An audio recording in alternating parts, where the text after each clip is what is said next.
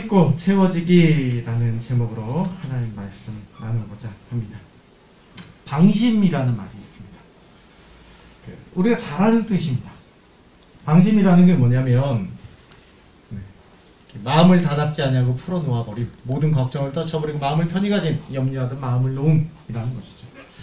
근데 이제 우리가 이 방심을 하게 될 때 이 문제가 생길 때가 있습니다. 저는 이번 주에 이 단어와 너무나도 밀접한 두 가지 사건을 만났습니다. 네, 팩트입니다. 첫 번째는요, 정말 가까운 지인입니다. 한 달 전에 만났던 지인이 지인의 아내와 아이들이 다 코로나에 걸렸습니다. 그리고 동생도 코로나에 걸렸습니다. 근데 사실 코로나 걸리려고 해서 걸린 게 아니라 방심한 가운데 걸리는 겁니다. 또 하나 사건이 있었습니다. 이번 주에. 바로 뭐냐? 정말 가까운 지인이 보이스피싱에 걸렸습니다. 정말 가까운 지인이 보이스피싱에 걸렸습니다. 그쪽에서 폰을 조정할 수 있고, 여러분들이 이제 금감원에다가 뭐 보험회사에다가 어디에다가 전화를 해도 다 이 사람들한테 전화가 합니다. 확인하고 싶어서 두려운 마음에 경찰한테 전화를 해도, 경찰 번호를 눌러도 이 사람들한테 갑니다. 그렇기 때문에 여러분들께서 주의하셔야 될 것 같아요. 뭐 이런 경우도 있다 그래요. 한 번은 그런 경우가 있었어요. 제 지인한테 문자가 왔습니다. 돌잔치 모바일 청첩장임, 모바일 초대장입니다 라고 왔습니다. 안 열어보겠습니까? 너무나 놀라웠던 것은 결혼도 안 한 사람이 돌잔치 모바일 초대장을 보냈기 때문에 제가 안 걸렸던 것이죠. 네, 우리를 언제든지 넘어뜨릴 수 있는, 방심한 상황 가운데 넘어뜨릴 수 있는 일들이 있다는 것이죠. 그래서 이런 것들을 볼 때마다 우리가 느끼게 되는 게 있어요. 이렇게 얘기해요. 내가 걸리려고 해서 걸렸냐는 거죠. 그렇지 않습니까? 걸리려고 해서 걸린 사람은 아무도 없는 것 같습니다. 여러분, 코로나도 마찬가지인 것 같고요. 보이스피싱도 마찬가지인 것 같습니다. 뒤늦게 후회하게 되는 것이죠. 저는 이번 주에 이 두 가지 사건을 접하게 되면서 계속해서 머릿속에 머무는 생각이 있었습니다. 바로 죄라는 것도 이 보이스피싱처럼, 코로나 바이러스처럼 우리가 방심한 틈을 타서 우리를 넘어뜨리겠다라는 겁니다. 생각해보면요, 인류 최초의 죄도 보이스피싱이었습니다. 그죠? 인류 최초의 죄도 보이스피싱이었습니다. 선악과 사건을 생각해 보십시오. 뱀이 뭐라고 유혹합니까? 이거 먹어도 안 죽어 라고 얘기합니다. 그렇게 속입니다.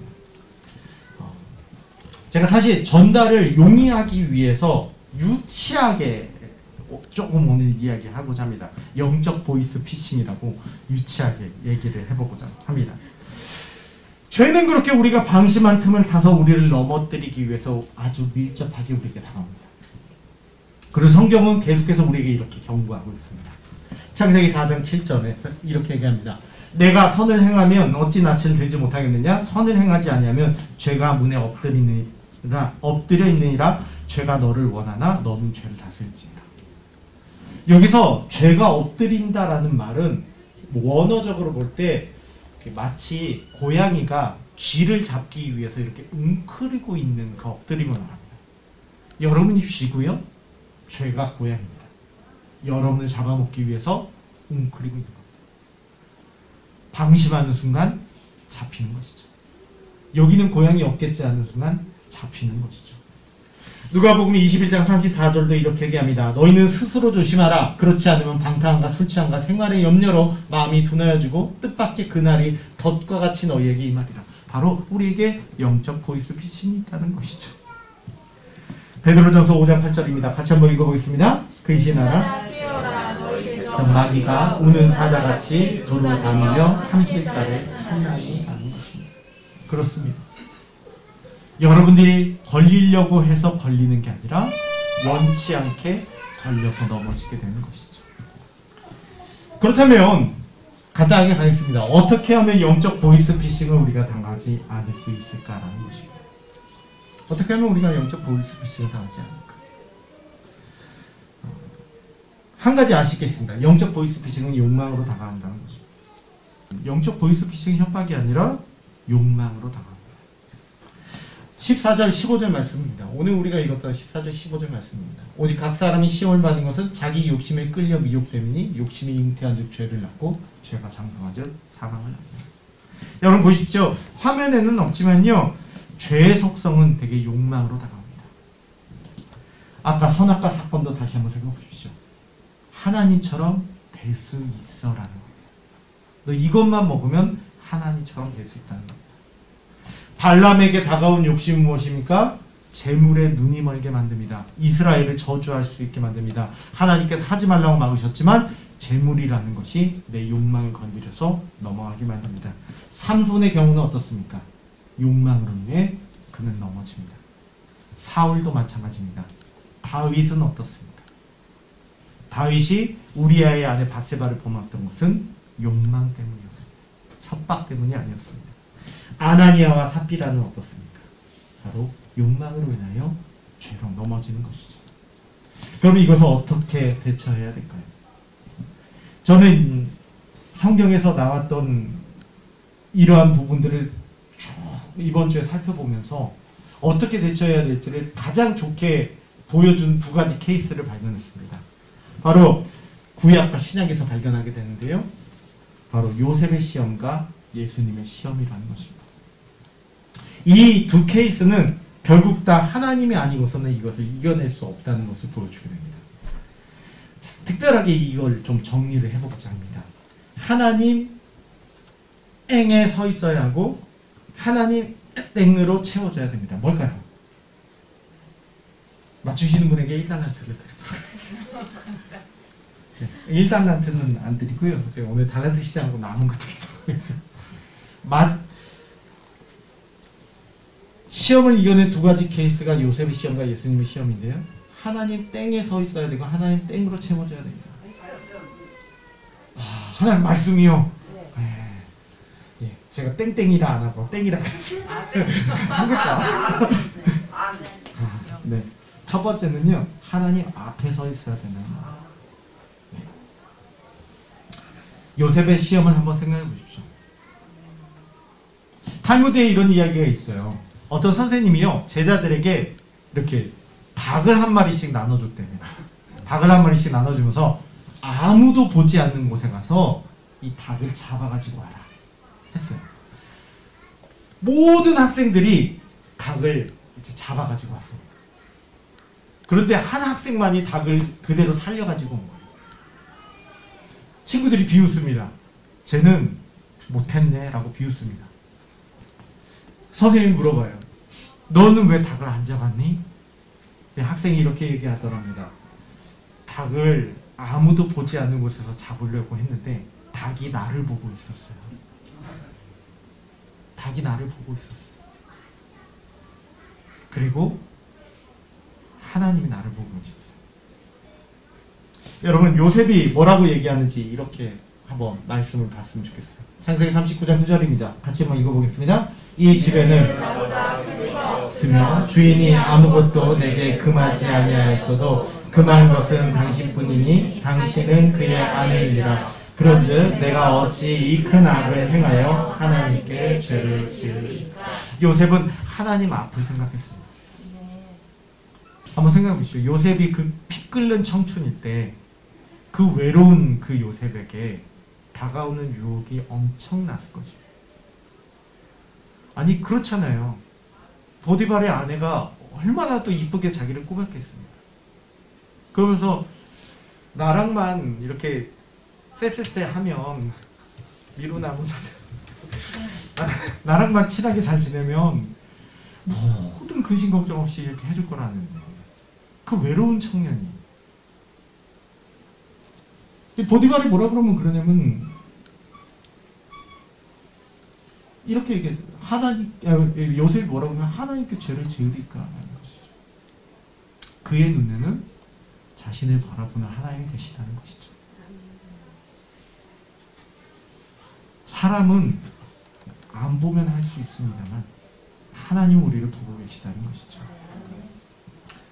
교회에서 죄 짓는 성도님은 아무도 없어요. 교회에 나가서 죄를 지으시죠. 근데 여러분 교회에서 왜 죄를 안 지으실까요? 여기는 하나님 계시고 밖에는 하나님 안 계셔서 차마 내가 교회 안에서는 범죄 못하겠지만 교회 밖에서는 할란다 하지만 기억하십시오. 여러분을 닭이 쳐다보고 있듯이 하나님이 여러분 쳐다보고 계십니다. 그것이 우리를 넘어지지 않게 만드는 좋은 비결이 됩니다. 결국 우리가 기도를 하는 이유도 마찬가지입니다. 바로 하나님 앞에 서기 위해서 기도하는 것입니다. 무슨 욕망을 채우기 위한 기도가 아니라 하나님 앞에 내가 서 있기 위해서 기도하는 것이죠. 두 번째는 하나님의 뜻으로 채워져야 한다는 것입니다.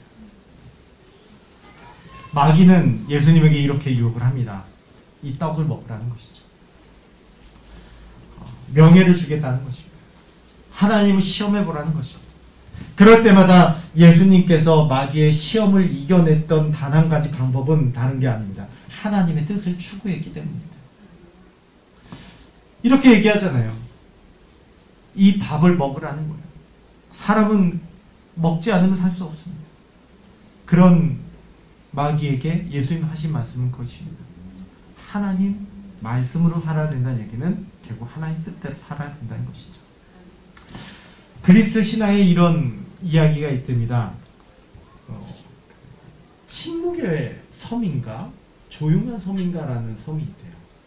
그 섬을 지나갈 때 수많은 뱃사공들이 그 섬을 지나갈 때 물에 빠져 죽는다고 합니다. 이유는 그 섬에 있는 요정의 노랫소리가 이 뱃사공들을 현혹시켜서 결국 물에 빠져 죽게 만든다는 거예요. 그런데 한 배에 타고 있었던 선원들은 모두 다 무사히 생존을 했답니다. 이유가 무엇이었을까요? 바로 단 하나였습니다. 모든 선원들이 그 섬을 지나갈 때 노래를 부르고 있었대요. 여러분, 조용하게 그 요정의 노래를 듣는 게 아니라 내 노래로 내 귀를 채우게 될 때 그 노래가 안 들려지게 되는 것이죠. 여러분 마찬가지입니다. 우리가 채우지 않으면 가능하지 않은 것들이 있습니다. 명확한 하나님의 뜻으로 우리를 채우지 않으면 우리는 넘어질 수 있는 부분이 우리에게 있다는 것입니다. 이것을 다시 말하면 소명이라고 합니다. 주님의 삶을 보십시오. 소명에 치중한 삶이었습니다. 우리는요 가만히 내버려두면 떡을 위해 삽니다. 이번 한 주 어떻게 사셨나요? 솔직히 떡을 위해 살다 오지 않으셨습니까? 가만 내버려두면 우리는 떡을 위해 삽니다. 이것을 채우지 않으면 떡을 위해 살라는 노래 소리에 소명으로 살라는 노래를 부르며 우리 귀를 채우지 않으면 우리는 결코 하나님의 뜻을 채워갈 수 없는 것이죠. 이는 평범한 인간인 모세를 통해서도 잘 볼 수 있는 것입니다. 예수님만 하나님의 목적을 위해 산 게 아니에요. 히브리서 11장 24절에서 26절입니다. 같이 한번 읽어보겠습니다. 믿음으로 모세는 장성하여 공주의 아들이라 칭함받기를 거절하고 도리어 하나님의 백성과 함께 고난받기를 잠시의 죄악의 낙을 누리는 것보다 더 좋아하고 그리스도를 위하여 받는 수모를 애굽의 모든 보화보다 더 큰 재물로 여겼으니 이는 상 주심을 바라봅니다. 넘어지기 쉬운 모세가 넘어지지 않을 수 있었던, 영적 보이스피싱에 걸리지 않을 수 있었던 좋은 방법은 하나님의 뜻으로 자신의 삶을 채우는 것이었습니다. 여러분, 그렇기에 오늘의 설교가 서 있고 채우는 것입니다. 바로 하나님 앞에 서 계셔야 되고 하나님의 뜻으로 여러분을 채우셔야 됩니다. 아멘. 여러분이 죄에 대해 있어서 연약하여 넘어지는 부분들이 있을 때마다 기억해 보십시오. 지금 나를 바라보고 계신 하나님의 눈길을 기억하십시오.